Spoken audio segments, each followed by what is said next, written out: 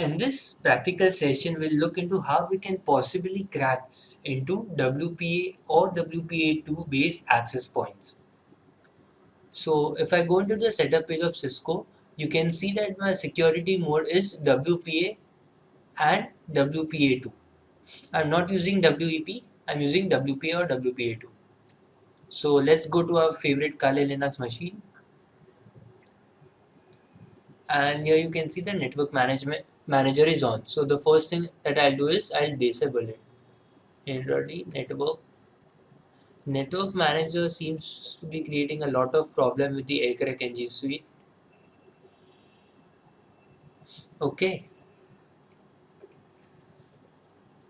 I'll start my wireless interface mon 0.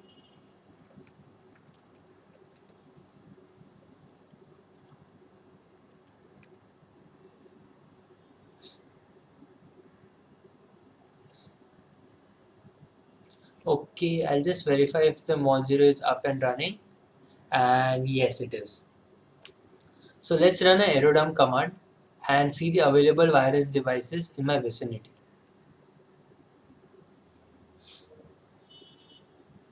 Okay, so here you can see I have a Cisco based router which is using WPA2 and CCMP. So let's try to crack this.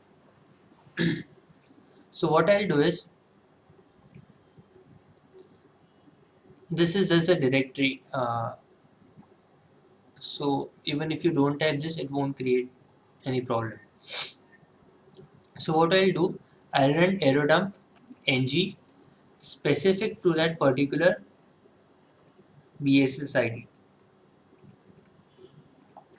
The channel is 1. I'll write all the data packets to say WPA2 file, and the interface would be mon 0. This is similar to what we used to do in the WEP based cracking method.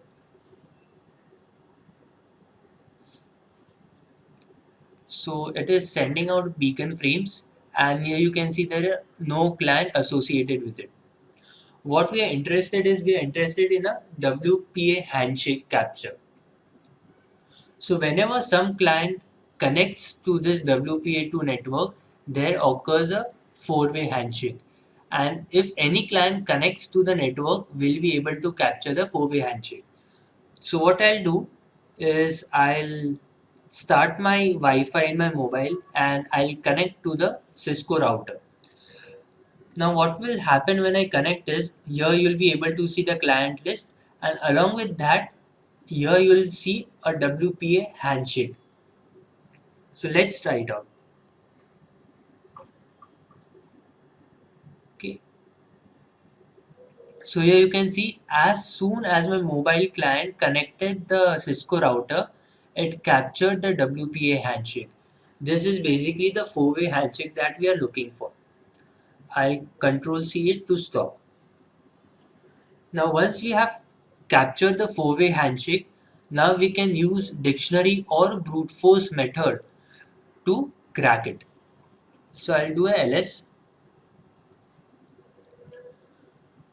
and this is the file which we are looking for in order to crack it. So in order to crack, I'll run aircrack ng command followed by the name of the file which consists the WPA handshake, and along with the dictionary file which is rocku.txt. I'll show you the rocku.txt before we actually perform this attack. I'll do nano root. It will take some time because it has something like 1,000,000 plus entries of various password combinations.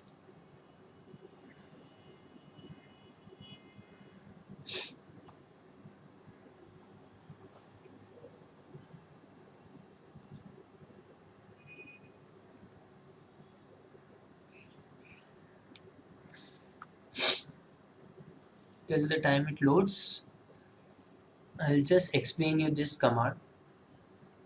So what this command will basically do is, It will see the password, or it will grab the password from the rocky.txt file, and it will try to apply that password to the four-way handshake, and it will verify if the password is right or wrong.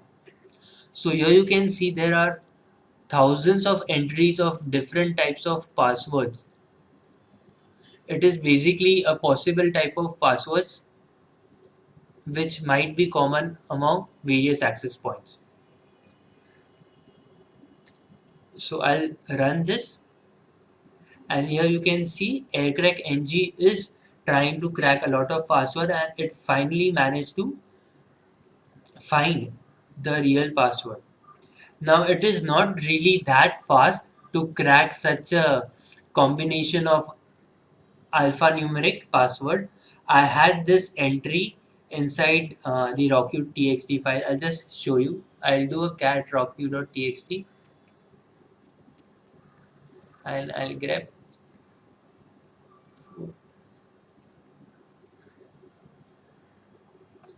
So here you can see I had manually entered my password between one of the entries inside the rocky.txt, and that is the reason it was able to crack it.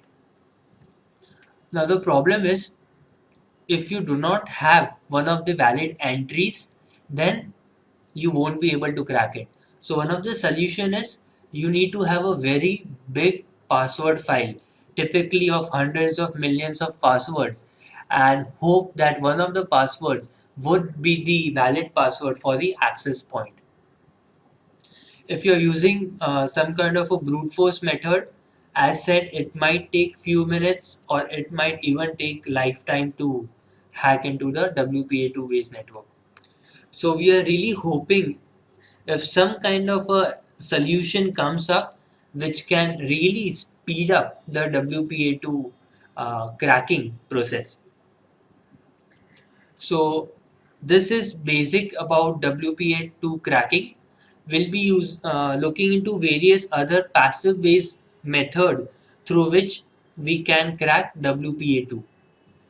So I hope you got the basic information behind WPA2 cracking, and please try it in the practical session in your own labs. And thank you very much for watching.